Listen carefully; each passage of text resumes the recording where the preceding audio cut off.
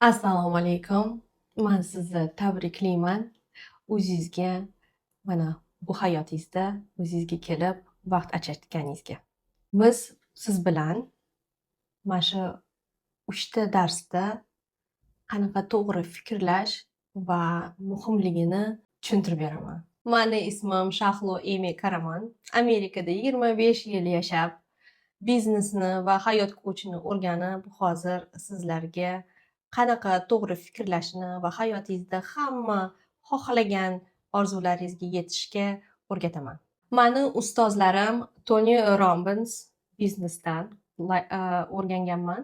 Keyin Jay Shetty life coaching, hayot coachi o'rganganman. Marisa Peer, undan man qanaqa to'g'ri fikrlash va meditatsiyalarni o'rganganman. Va to'rtinchisi Joe Dispenza, u bilan ham o'rganib, qanaqa to'g'ri meditatsiya qilib, to'g'ri fikrlab, to'g'ri pozitivni o'ylashni o'rganib kelganman. Men o'zim 18 yoshligimda o'tirib, butun orzularimni liniya qilib yozib qilishni boshlaganman. Lekin ustozlardan unaqa internet yo'q edi. Men bilmadim shu narsa borligini. 18 yoshligimdan 40 yosh borgunimgacha hamma nima umidlarim bo'lgan bo'lsa, hammasiga erishganman. Erim, 2 ta bolam, biznes, yiliga 22 million oboroti bilan dollar va yana boshqa bizneslar hammasini qurganman. Eng asosani menda qo'rquvlarimni hammasini yo'q qilganman. Amerikada 23 yoshligimda birinchi biznesimni ochdim.